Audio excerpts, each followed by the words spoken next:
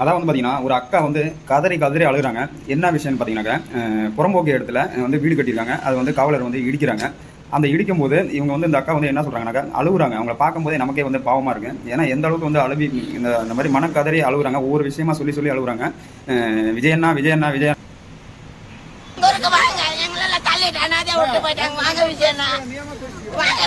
எங்களை ஓட்டு தள்ளிட்டு ஊரில் தள்ளிட்டு போயிட்டாங்க.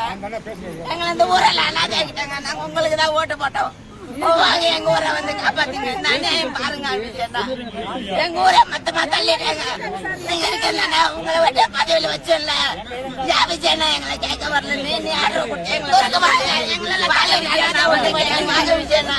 தள்ளி விட்டாங்க. விஜயனா ஓட்டு தள்ளிட்டு ஊரில் தள்ளினாங்க.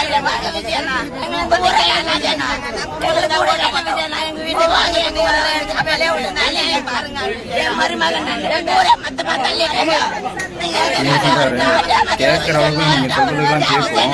ஆனால் அவருக்கு என்ன சொல்றது, தற்போது அவர் வந்து பொம்மையாக மாறிவிட்டார். ஏன்னா தஞ்சாவூர் போவதடி தலையாட்டாமல் பொம்மை நிற்கும் அப்படிங்கிற மாதிரி தற்போதைய அரசாங்கத்துக்கு காது இருக்குது, கண் இருக்குது, எல்லாமே இருக்கும்.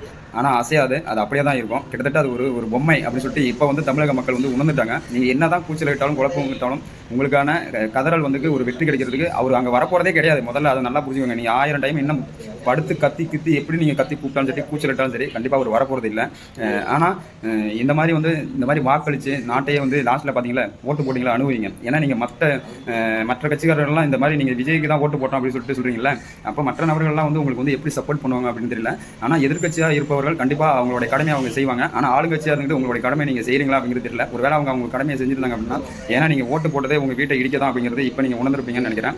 ஆனால் இந்த வீடியோ வந்து பார்க்கும்போது இந்த செய்தி ஊடகங்கள்லாம் வந்து எடுத்து பார்க்கும்போது என்ன சொல்கிறாங்க அப்படின்னாக்கா, நிறைய கமெண்ட் வந்து அடியில் இருந்து அந்த கமெண்ட்டுகள்லாம் நீங்கள் வந்து படித்து பார்த்தீங்கன்னா வேறு மாதிரி இருக்கும். ரொம்ப அசிங்கமாக கமெண்ட்டுகள் வந்து எழுதுறாங்க ரசிகர்கள். ஏன்னா அங்கே தான் ஓட்டு போட்டேன், போய் அங்கே போய் கேளு, இங்கே என்னத்துக்கு வந்து கூச்சல் எதுக்கு புலம்புறேன்.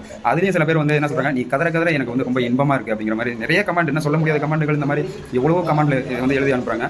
ஆனாலும் நமக்கு அது பார்க்கும்போது மனசுக்கு கஷ்டமாக தான் இருக்குது. ஏன்னா தப்பு செஞ்சது நாங்கள் கிடையாது, நீங்கள் தான் தப்பு செஞ்சுருக்கீங்க. தப்பு செஞ்சவன் தண்டனையை வந்து அனுபவிப்பான். உப்பு தின்னவன் தண்ணி குடிக்கிற மாதிரி ஓட்டு போட்ட நீங்கள் கண்டிப்பாக உங்களுக்கு உண்டான தண்டனை நீங்கள் அனுபவிச்சே தீரணும். அவர் யார் செஞ்சாலும் கண்டிப்பாக தண்டனை உண்டு அப்படிங்கிறது உணர்ந்துட்டாவே நல்லது அப்படின்னு நினைக்கிறேன். நன்றி, வணக்கம்.